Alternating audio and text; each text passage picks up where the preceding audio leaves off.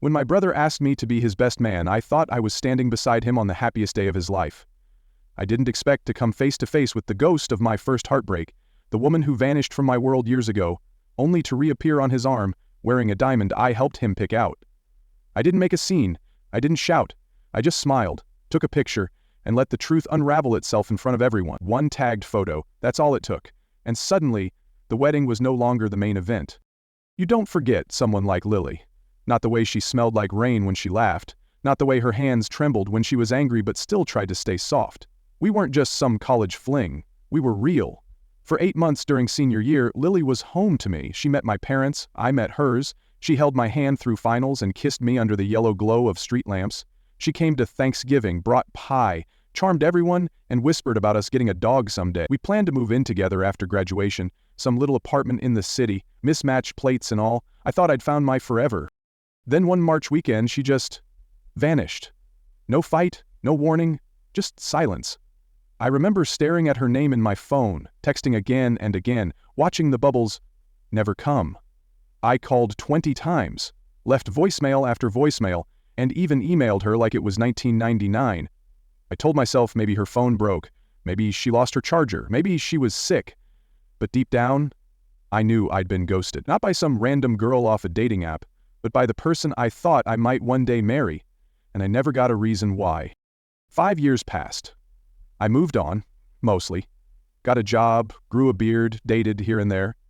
I didn't bring Lily up much, not because I was over it, but because no one likes to hear a grown man still wonder what he did wrong. And then came James, my brother, my best friend. We've always been close, especially since Dad passed. We never competed, we leaned on each other. So when James called, breathless with excitement, saying he'd found someone special and was getting engaged, I was thrilled for him, genuinely. He deserved happiness. That joy cracked the moment I walked into their engagement party and saw her. Lily.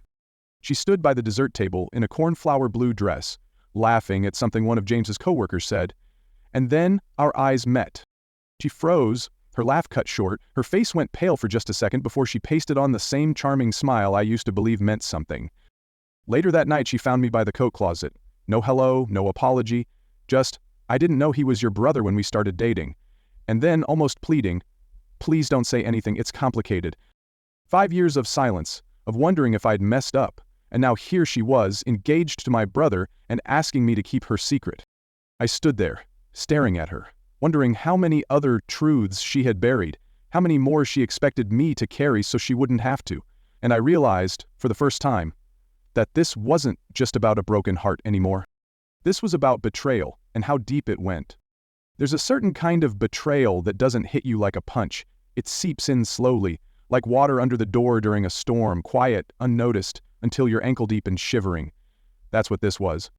At first I told myself it was all a coincidence, that James, my brother, my best man in life, had simply fallen for someone who happened to share a name with my college ex, that he didn't remember the photos I'd posted back then, the Halloween party where I went as Waldo, and she showed up in a homemade Coraline costume, bright blue wig and yellow raincoat, that he didn't recognize the same smile, the same eyes, the same voice. But the truth has a way of whispering through the cracks, even when you're not ready to hear it. One night, I went back through my old posts out of restless curiosity. There it was. James had commented on that Halloween photo. Bro, Waldo found Coraline? Bold move. A stupid joking line at the time, but now it played back in my mind like a siren. He knew. That thought kept me up at night, gnawing at the edge of my peace. Did he forget? Or did he just not care? Then came the texts from Lily.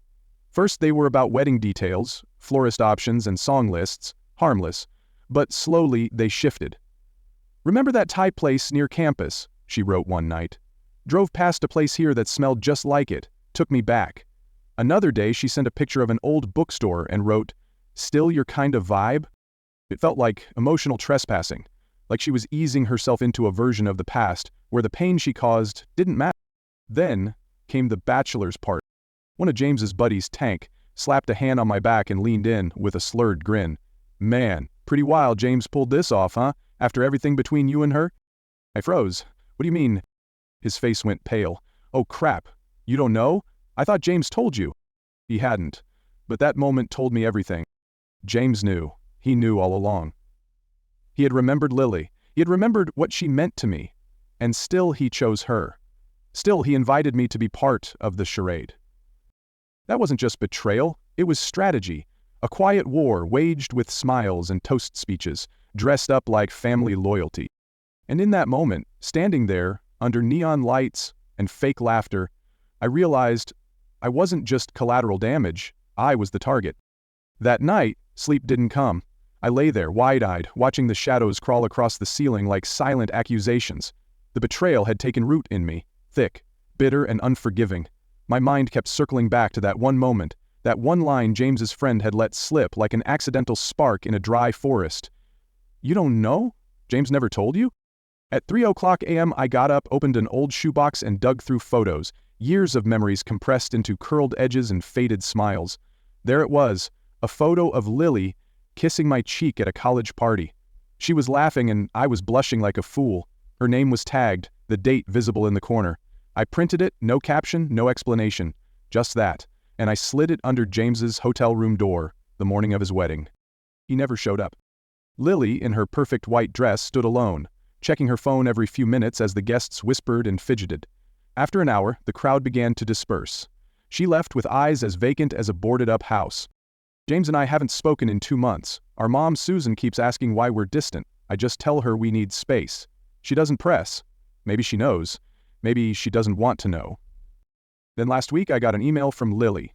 It was short, just one sentence. "Do you think if I hadn't left back then, we'd still be together?" I stared at it for 3 days. I didn't delete it, I didn't answer until I finally did. Just one line. "We should talk in person." She replied almost immediately, suggested a coffee shop downtown, not one of our old haunts, somewhere neutral. When I arrived 20 minutes early, I sat in a corner booth, nursing a lukewarm drip coffee, eyes on the door. When she walked in, she looked just like she had at the engagement party. Same face, but no glow, no confidence. She looked like someone trying to hold themselves together with an invisible thread. She slid into the booth across from me, her purse clutched like armor. We sat in silence, the kind that hums with everything unsaid. Finally, she spoke. "I know you must hate me." I shook my head. "I don't hate you. I just want to understand what happened." She exhaled, like she'd been holding her breath for years. And then the words came. "James reached out to me first. It was about 6 months after we broke up. He messaged me on Facebook, said, 'You told him I was just a mistake, that you'd moved on, that you called our relationship practice.'" She paused, looking down. "He said you laughed about it with your friends, that you never really cared." I felt my chest tighten. "That's not true," I said, quieter than I meant to. "I never said any of that." "I know that now," she whispered. "But back then, I believed him. He had details, personal things, stuff I thought only you and I knew. I figured you must have told him." I sat there, hands wrapped around my cup, knuckles white. "So you just believed him, never asked me?" She winced. "He showed me screenshots of texts. Fake ones, I guess.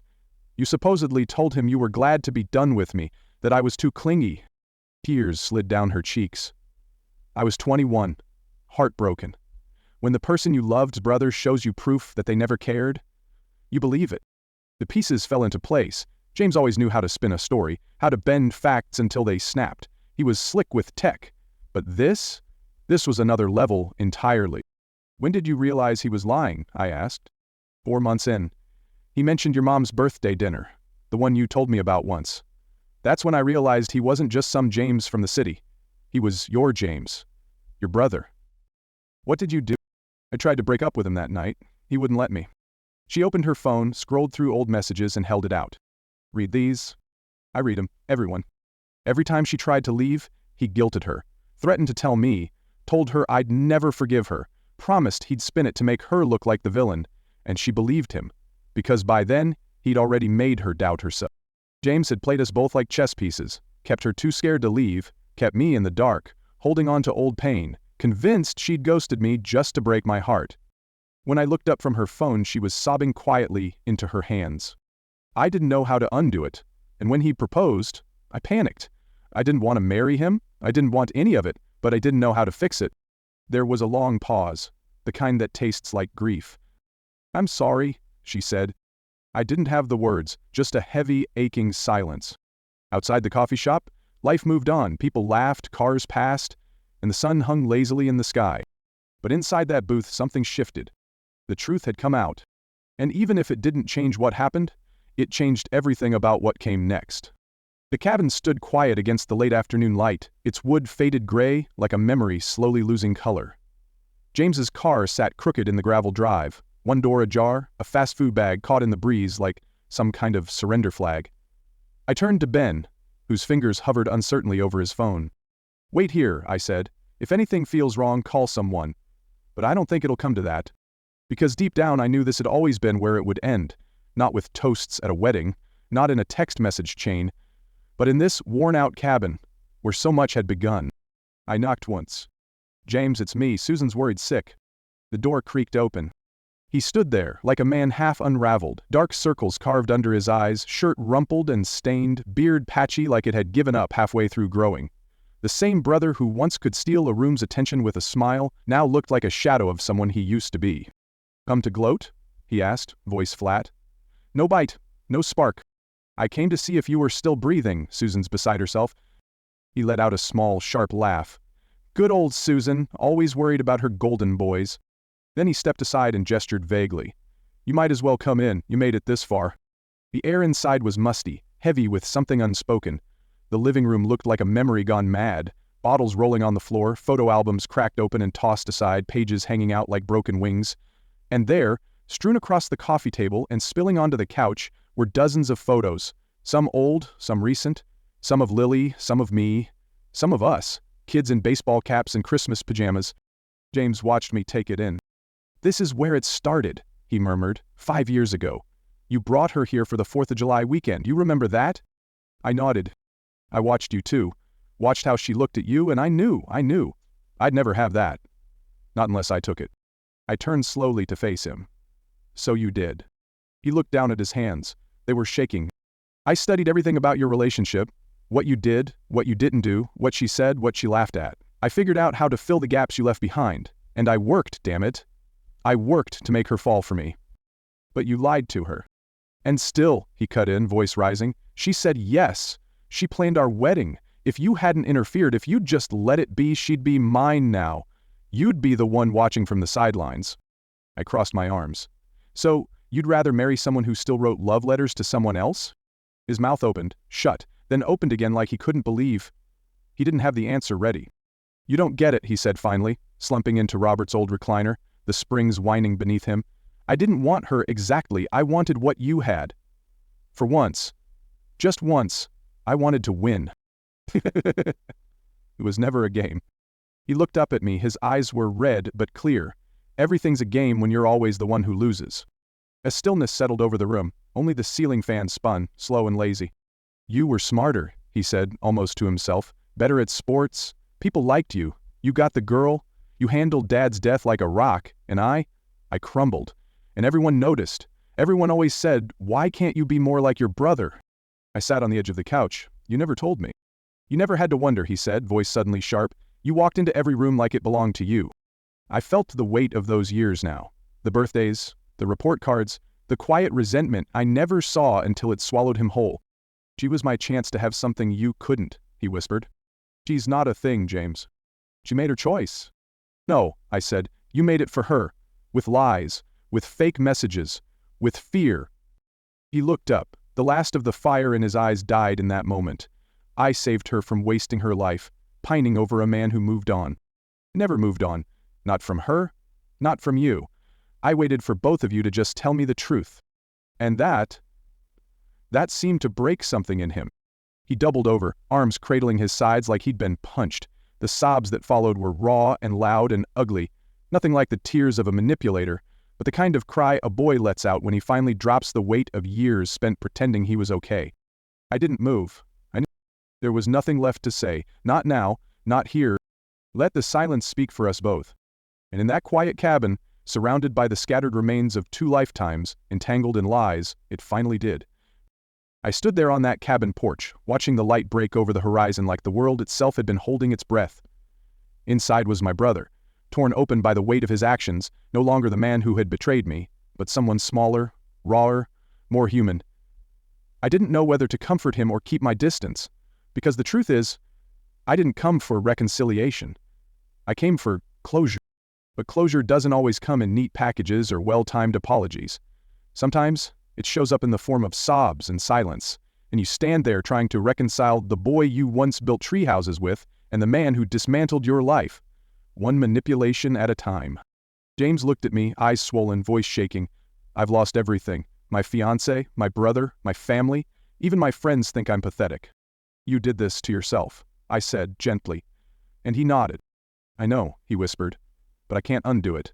So, what's the point?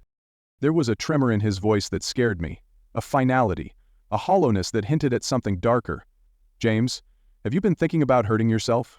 He didn't speak, but his silence was an answer. I'm calling Susan, and a professional. You need help. I need my brother back. He didn't resist. Maybe he didn't have the strength to. Maybe, deep down, he didn't want to fight anymore. That was the moment I realized something painful. Redemption wasn't always about forgiveness. Sometimes, it was simply about choosing to survive. Ben drove me back while Susan came for James. I didn't say much. Neither did Ben. Sometimes friendship means just sitting beside someone when the silence is too heavy for words. And in that quiet drive, I started to feel a shift. Not peace, not yet, but the possibility. The days that followed were blurred with ordinary things that felt extraordinary in their simplicity. I slept, I worked, I breathed.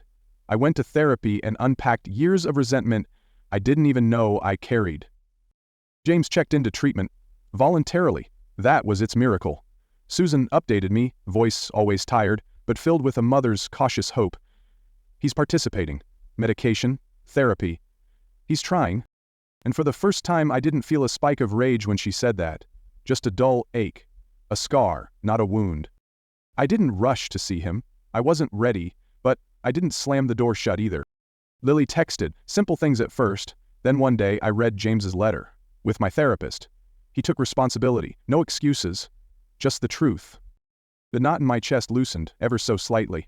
A few days later I texted, would you like to grab coffee sometime, just talk? She replied almost instantly, I'd like that. And so we did. We talked. About healing, about pain, about the things we wished we'd said and the things we wish we hadn't believed. We didn't dive into love, we waded into understanding. And maybe, just maybe, that's the more honest beginning. Weeks passed, I met friends again, I laughed again. I took that cooking class I'd always talked about. Susan invited me to Sunday dinners and I showed up, even when James wasn't there. Life began to take shape again, not the life I'd planned, but one I chose. Day by day, step by step. 6 weeks later, I told James's therapist I was willing to read the letter he wrote me. I held on to it for days, unopened. Just feeling its weight in my jacket pocket was enough. And then one night, I sat on my porch, cracked open a beer, and read. It was the most honest thing I'd ever received from him. No excuses, no deflection, just raw truth and quiet regret. I know I destroyed our brotherhood, he wrote, and I don't expect anything from you, but I want to become someone who might be worth knowing again, even if that's all we ever are.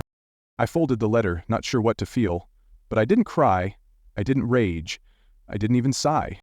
I just understood. Later that month, I agreed to a family session. It wasn't magical. There were no hugs, no tears of reconciliation. But there was something better. Honesty. A fragile thread of trust slowly rewoven by effort, not apology. And afterward, I met Lily for dinner. She smiled across the table, the kind of smile that tells you the storm's past even if you're still cleaning up the wreckage.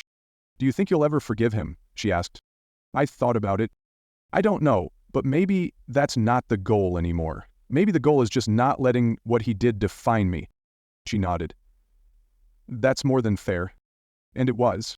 Because forgiveness, like healing, isn't a destination. It's a daily choice to move forward, sometimes limping, sometimes sprinting, but always moving. So I kept going. Coffee on Sundays, gym on Wednesdays, family dinners with boundaries. Letters were unopened, until I was ready. A life shaped not by betrayal, but by what came after. And one night, as I watched the sunset paint the sky in gold and fire, I realized something. I survived, I healed, I became someone new. Not despite the fire, but because of it. If this story moved you, even just a little, please consider giving it a like. It helps more people find stories like this one. And if you've ever been through betrayal, heartbreak, or had to rebuild your life from scratch, I hope you know you're not alone. We share these stories to remind each other that healing is possible, even when the road is messy. Don't forget to subscribe to the channel for more true stories that dig deep into family, resilience, and everything in between. And if you've got thoughts, experiences, or even just one word you need to get off your chest, drop a comment below. I read every single one. Until next time, take care of yourselves and each other.